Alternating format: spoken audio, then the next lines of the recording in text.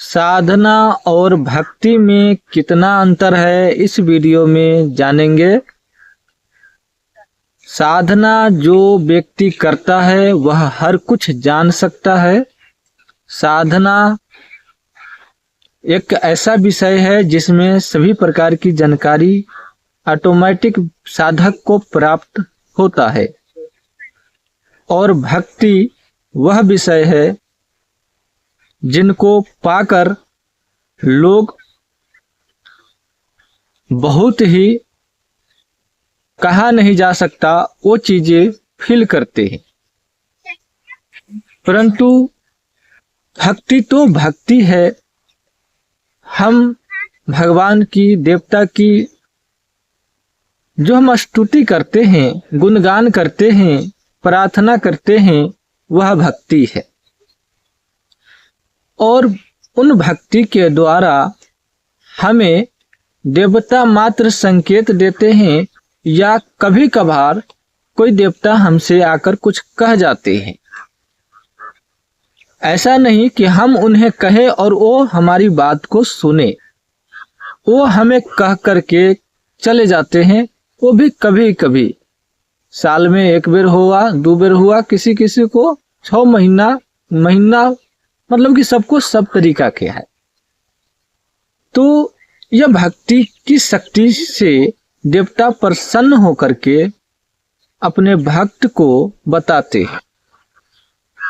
ये तो भक्ति में हो गए।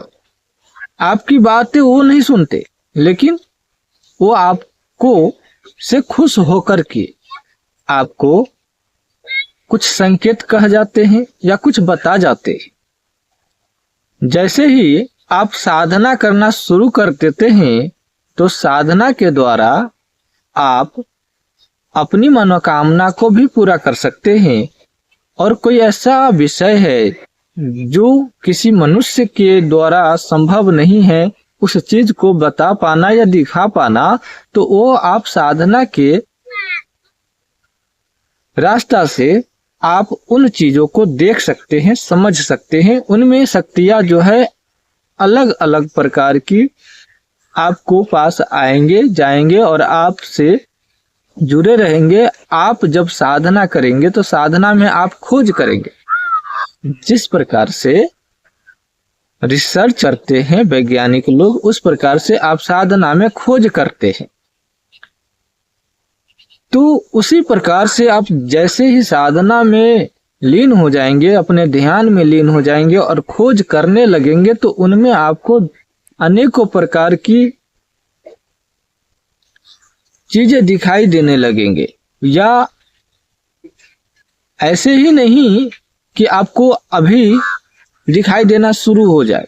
आप जब ध्यान लगाएंगे, अच्छी तरह से गहरा ध्यान लगाएंगे, उसमें लीन हो जाएंगे, तो आपको जो चीज की जानकारी चाहिए, साधक की इष्ट देवता या शक्तियां या मंत्र शक्ति या अनेकों प्रकार की ऊर्जाएं जो साधक के इर्द गिर्द आसपास चलते रहते हैं, वो सभी उनके काम को जानते हुए उन्हें बताने का प्रयास करते हैं, जो कि साधना से संभव है।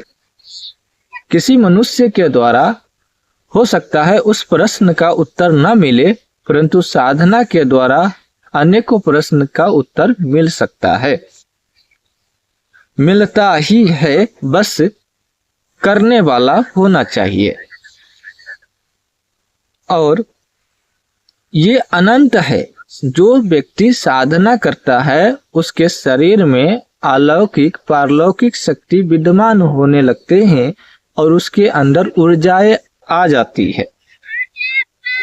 भक्ति, जो व्यक्ति भक्ति करते हैं, पूजा पाठ करते हैं, उसके आसपास अच्छी या नकारात्मक शक्तियां इर्द गिर्द या आसपास चलते फिरते हैं, बल्कि उनके शरीर से अटैच रहता है, लेकिन उनके अंदर से नहीं चलता।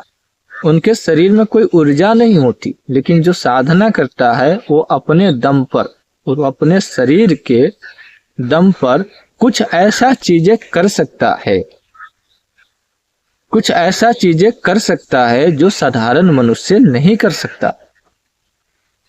इसीलिए असाधारण और साधारण में फर्क जिसको समझ में आता है वह तो अच्छी तरह से समझ जाते, लेकिन जिसको साधारण और असाधारण मनुष्य में अंतर समझ में नहीं आता, वो सबको एक समान मानता है, उसे कभी हमारी बातें समझ में नहीं आएगा। तो यदि आप लोगों को